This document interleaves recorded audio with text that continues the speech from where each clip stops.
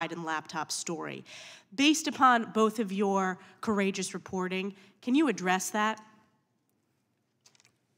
I mean, we saw, I mean, like I said, we don't know. I mean, so at this point, we just have to take his word on it. But what we saw was a huge amount of FBI communications to Twitter. We saw the former deputy chief of staff, the former general counsel showing up at Twitter right at the critical period. So I find a lot of suspicious activity. I would like to ask him a bunch of questions about that because I find it very suspicious and unresolved. Mr. Taibbi, do you have comments on that?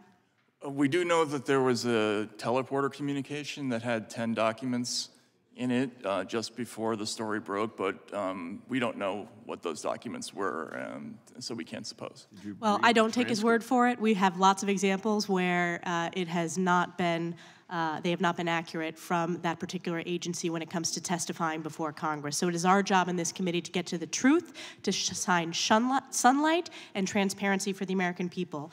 I want to ask you both about the Aspen Digital Hack and Dump Working Group, which involved an 11-day scenario in October 2020 that began with the imaginary release of falsified records, that's what they claim, related to Hunter Biden's controversial employment by the Ukrainian energy company Burisma. Right.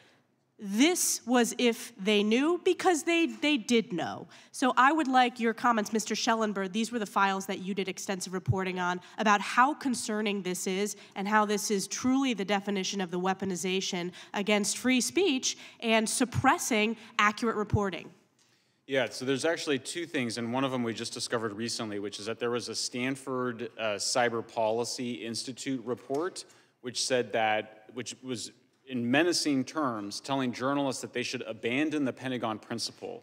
Again, this is the Pentagon Papers principle. This is the idea that if Daniel Ellsberg brings you materials he's taken from the Pentagon about how the war in Vietnam is going, the New York Times and Washington Post published those. That was considered one of the greatest moments of American journalism. Here you have Stanford Cyber Policy Center saying we should abandon that principle. You should instead make the issue about, frankly, the theories about where it might have come from. Then you had the Aspen workshop, which was attended, by the way, by New York Times, CNN, Washington Post, Wikipedia, Facebook, Twitter, many other journalists, where they basically, you read it, it's like a kind of programming of the journalists that they should not follow this long-standing journalistic principle of taking materials from a hack and leak or any other situation and take them seriously. So, I mean, you read this and it feels like a kind of brainwashing exercise that Aspen Institute and Stanford were running against American journalists and the social media companies. Mr. Taibbi, comments? Yes, I think there were a couple of moments in the Twitter files that really speak to a kind of larger problem. In the first Twitter files, we saw an exchange between Representative Rouhana and Vijaya God, where he's trying to explain the basics of speech law in America, and she seems completely unaware of what, for instance, New York Times v. Sullivan is. There are other cases like Bartnicki v. Vopper, which legalize the publication of stolen material. That's very important for any journalist to know. I think most of these people are tech executives and they don't know what the law is around speech and around reporting.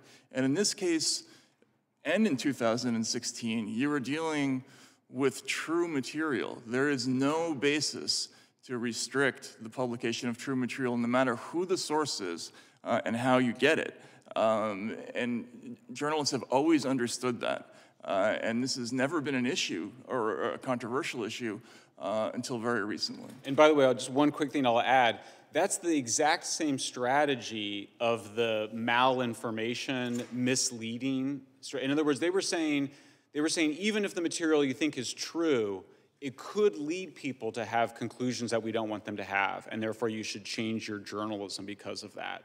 So this is, we're so far down the slippery slope, you've crashed at that point. I mean, it's a disturbing trend in journalism, in social media, and in the relationship from the intelligence community to these organizations. How have you been targeted since the publication of the Twitter files? Gentlelady's time has expired. We'll give a quick answer if we can.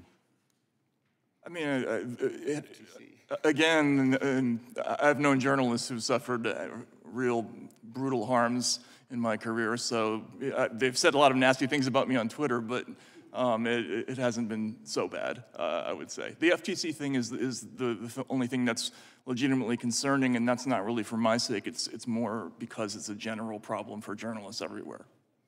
I've been censored on Facebook since the year 2020 for writing accurate information in an article that went viral. I remain censored. They continue to flag warnings on posts that I write that have nothing to do with the environment.